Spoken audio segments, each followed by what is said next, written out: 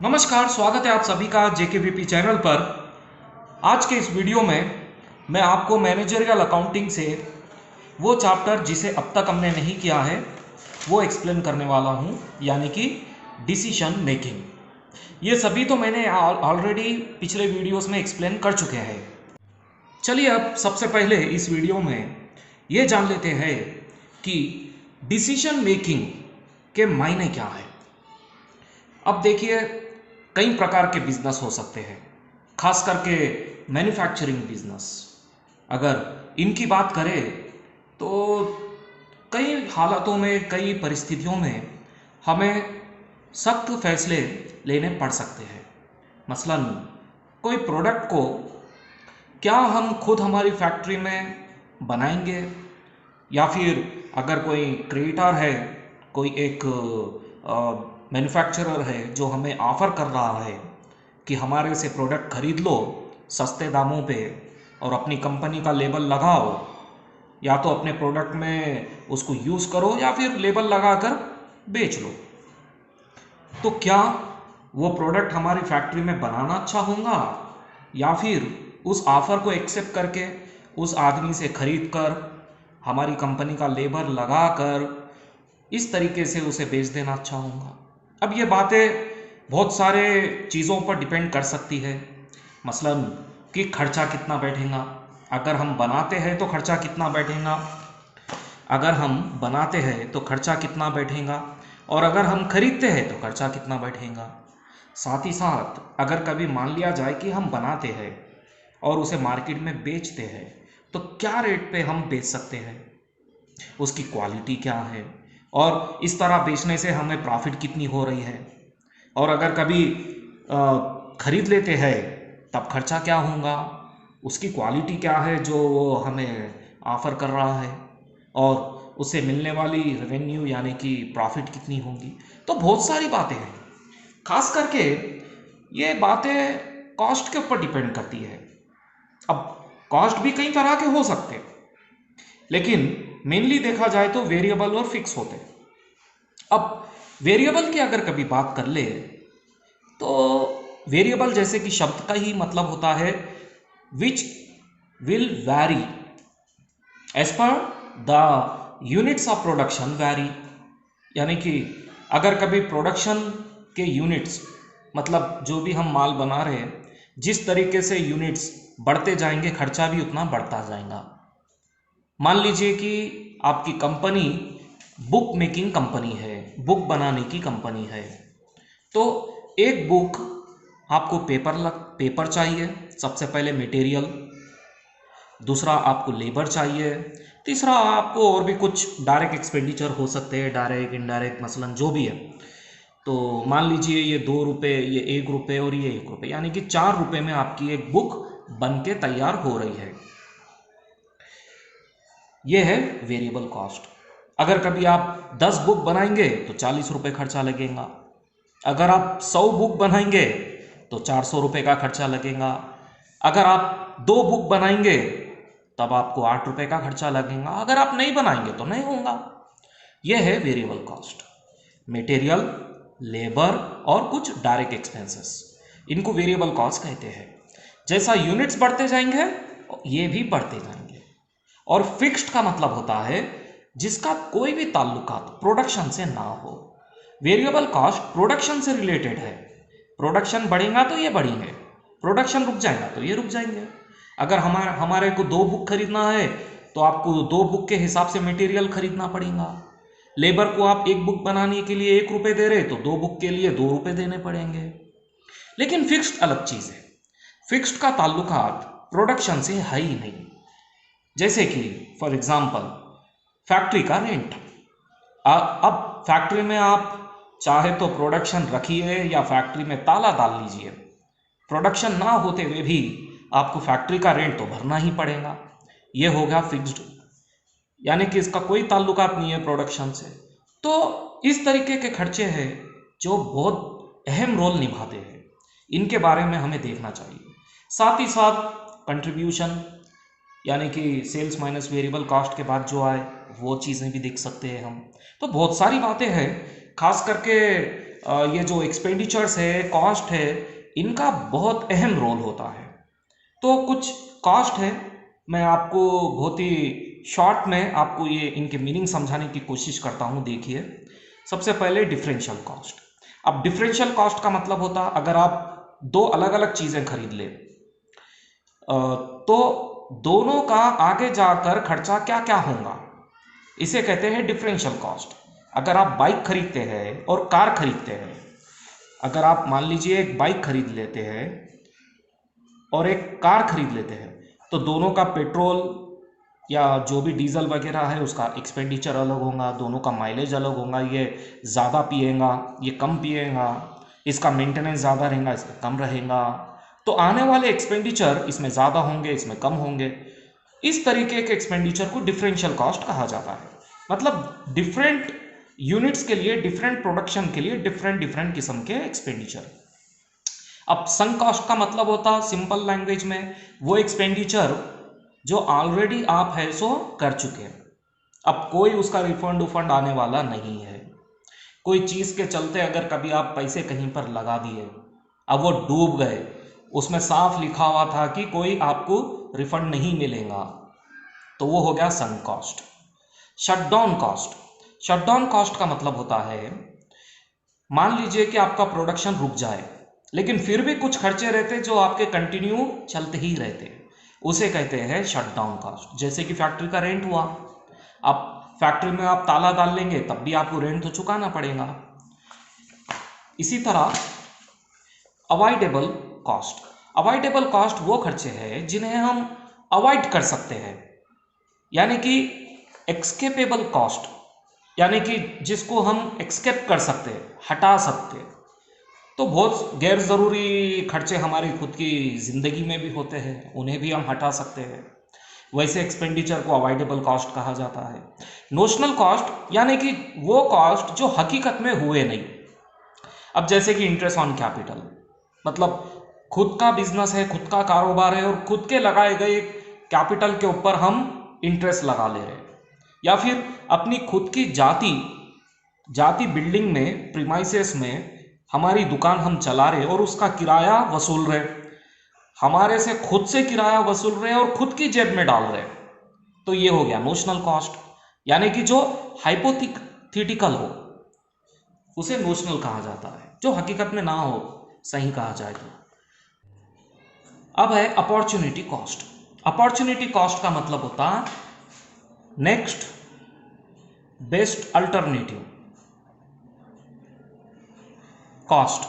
यानी कि इसे एक एग्जांपल के जरिए मैं समझाता हूं। देखिए, आपके पास 10 रुपये है, आप एक दुकान पे गए, स्टेशनरी की दुकान पे गए, आप 10 रुपये की एक पेन खरीद सकते हैं। आपको कहा गया कि ये फलाना ब्रांड का ही पेन चाहिए, और दुकान पे आपके ऑप्शन में थे 5 रुपये वाला पेन भी था, एक 2 रुपये का पेंसिल भी था और 3 रुपये वाला रबर भी था। तो अगर कभी आप वो 10 रुपये बजाय एक सिंगल पेन खरीदने के इस पे लगाए, 5 रुपये का ये, 2 रुपये का ये, 3 रुपये का ये, तो आपको 3 चीज़ें आ जाएंगी। लेकिन आपको कहा गया था कि फलाना कंपनी का ही पेन चाहिए, तो आपने ये खरीद लिया। तो आने के बाद आपको एक दिल में अफसोस रहेगा कि मैंने इनके ऊपर खर्चा क्यों नहीं किया। इन्हें कहा जाता है नेक्स्ट बेस्ट अल्टरनेटिव, यानी कि बेस्ट ऑप्शन अभी जो हम खरीदे, इसके अलावा बेस्ट ऑप्शन क्या था जिनके ऊपर हम खर्चा कर सकते थे लेकिन नहीं कर पाए, तो वो ऑप्शन ये था। आपको 3 चीज़ें आ जाती थी। बहरहाल इस तरीके के एक्सपेंडिचर पाए जाते हैं, और इन एक्सपेंडिचरों को भी ध्यान में रखते हुए, खास करके वेरिएबल और फिक्स्ड कॉस्ट को ध्यान में रखते हुए ये चैप्टर आपको करना पड़ेगा। डिसीजन मेकिंग दरअसल कुछ भी नहीं है, इसमें आपको अहम फैसले लेने पड़ते हैं कि कोई प्रोडक्ट को बनाना अच्छा है या बेचना अच्छा है, उसे ड्रॉप कर देना अच्छा होगा या ऐड कर देना, कंटिन्यू कर देना अच्छा होगा। तो बहुत सारी बातें हैं, और ये सब बातें हैं सो डिपेंड करती है विभिन्न प्रकार के तरह तरह के एक्सपेंडिचर के ऊपर। तो अभी मैं ये चैप्टर आपको शुरू करता हूँ, और सबसे पहले मेक और बाय डिसीजन के ऊपर प्रॉब्लम दिखाता हूँ। देखिए प्रॉब्लम कैसा होता है और किस तरीके से सॉल्व किया जाता है, तभी आपको यह चैप्टर का कुछ मीनिंग समझ में आएगा। लेकिन एक बात याद रखिएगा, ये चैप्टर में कोई भी स्पेसिफिक रूल रेगुलेशन कुछ भी नहीं है। यह आपकी समझ, यह आपकी मेंटल एबिलिटी के ऊपर ज़्यादा डिपेंड करता है। कोई इसका फॉर्मेट नहीं है। सही देखा जाए तो आप है सो इसको थ्योरेटिकल वे में भी लिख सकते हैं, लेकिन फिर भी एक अच्छा तरीका मैं बतलाने की आपको कोशिश करूँगा। दरअसल ये आपको एक्सप्लेन करना है कि कोई चीज़ खरीदना अच्छा है, बेचना अच्छा है, रिप्लेस करना है, रिटर्न करना अच्छा है, ऐड करना अच्छा है, ड्रॉप कर देना अच्छा है, तो बहुत सारी बातें हैं। चलिए मैं शुरू करता हूँ आपको मेक और बाय से। ये देखिए इसका प्रॉब्लम इस तरीके का होगा। अब कैसा सॉल्व किया जाता है मैं आपको दिखाता हूँ। चलिए सबसे पहले पढ़ लेंगे इसे। Following information relates to Coromandel company limited which produces washing machines. Cost per unit of material 50, labour 25, direct expenses 15, fixed expenses 10 और प्रॉफिट 20, सेलिंग प्राइस 120। तो ये है प्रॉब्लम। हम अगर कभी एक मशीन बनाते हैं, वॉशिंग मशीन बनाने का हमारा काम है, उसमें मटेरियल लगता है 50 रुपये का, लेबर लगता है 25 रुपये का, डायरेक्ट एक्सपेंसेस लगता है 15 रुपये का। ये सभी वेरिएबल हुए, ये जितने भी डायरेक्ट लेबर और मटेरियल ये सभी वेरिएबल कॉस्ट हुए। फिक्स्ड कॉस्ट है 10 रुपये का, प्रॉफिट 20 रुपये होती है और हम बेचते हैं 120 रुपये में। The production capacity of the factory is 10,000 units. हमारी फैक्ट्री में 10,000 मशीन बन सकते हैं, इतनी कैपेसिटी है। At present a supplier has offered to sell the same item for 95 rupees. एक सप्लायर है मार्केट में, उसका एक ऑफर है, उसका ये कहना है कि 95 रुपीज़ में हमारे पास से आप मशीन खरीद लो और अपनी कंपनी का लेबल लगा के बेच लो। तो आपको हो सकता सस्ता पड़े, हो सकता कि आप इसे परचेस कर लें, लेकिन वो तो अब करने के बाद ही हम कुछ एक स्पेसिफिक रीज़न दे सकते हैं। Should the company produce the item और buy it from the supplier give reasons. यानी कि क्या कंपनी को उसका ऑफर मान लेना चाहिए, उससे प्रोडक्ट खरीद लेना चाहिए या कंटिन्यू बना लेना चाहिए? क्या बात है, रीज़न के साथ एक्सप्लेन कीजिए। ये सवाल है। मैं देखिए इसे किस तरीके से, किस अंदाज में सॉल्व करता हूँ, ध्यान से देखिए। तो इस तरीके का बॉक्स तैयार कीजिए। Statement showing comparison of two alternatives, particular, make, buy. अगर हम बनाते हैं तो, अगर हम खरीदते हैं तो। चलिए मैं दिखाता हूँ आपको। अगर कभी हम बनाते हैं तब आपको मटेरियल का एक्सपेंडिचर लगेगा। मटेरियल का एक्सपेंडिचर देखिए प्रॉब्लम में कितना है, 50 रुपीज़। इसके बाद लेबर 25 रुपीज़। इसके बाद डायरेक्ट एक्सपेंसेस 15 रुपीज़। ये सभी वेरिएबल एक्सपेंडिचर हुए। लेकिन अगर कभी हम खरीद लेते हैं तो आपको ना तो मटेरियल खरीदना पड़ेगा, ना तो लेबर रखने पड़ेंगे, और ना ही कुछ और डायरेक्ट एक्सपेंडिचर आपको होगा। आप सीधे सीधे परचेस कर सकते हैं। तो परचेस प्राइस है, देखिए ऑफर प्राइस या परचेस प्राइस है 95 रुपीज़। अभी इन दोनों का टोटल देख लेंगे हम। इसका टोटल हुआ 0, 1 यानी कि 90 और इसका 95। इससे तो हमें ये पता चल रहा कि बनाना ही बेहतर है, क्योंकि बनाने से ही अपने हमें सस्ता पड़ रहा है 5 रुपये पर यूनिट। अब 10,000 यूनिट अगर कभी हम बनाएंगे तो 50,000 हो जाएगा। बहरहाल बनाना बेहतर है, लेकिन फिर भी आगे और जा कर के हम देखेंगे। ये हो गया आपका टोटल वेरिएबल कॉस्ट। अब हम लिखेंगे सेल्स। सेल्स की वैल्यू है देखिए 120 रुपीज़। अब अगर कभी हम कंट्रीब्यूशन की बात करें, कंट्रीब्यूशन का मतलब सेल्स माइनस वेरिएबल कॉस्ट, तो बात करें तो ये है 30 रुपीज़ और ये है 25 रुपीज़। इस मामले में भी अब टोटल खर्चा भी कम है अगर हम बनाते हैं तो, और कंट्रीब्यूशन भी ज़्यादा है अगर हम बनाते हैं तो। चलिए अभी एक चीज़ और है, फिक्स्ड कॉस्ट। फिक्स्ड कॉस्ट, वैसे तो इसे कंसीडर ना भी किया जाए तब भी चलेगा, लेकिन फिर भी मैं आपको दिखाना चाहता हूँ। फिक्स्ड एक्सपेंडिचर है 10 रुपीज़। आप मटेरियल खरीदने से बच जाएंगे, लेबर से बच जाएंगे, डायरेक्ट एक्सपेंडिचर से भी बच जाएंगे, लेकिन आप फिक्स्ड एक्सपेंडिचर से नहीं बच सकते।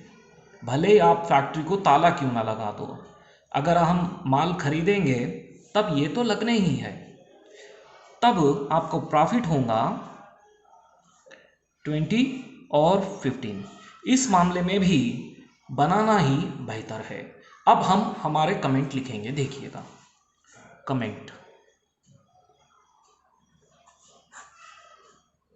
The company should make the product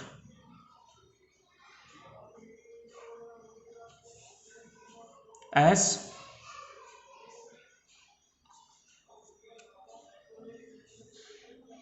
total manufacturing cost is less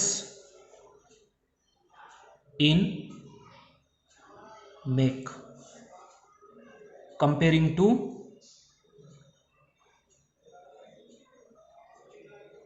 buy decision. Next point, contribution in first case is higher than that of buy, and finally profit also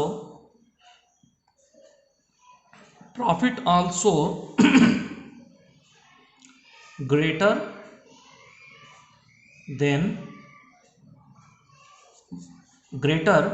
in make decision comparing to buy.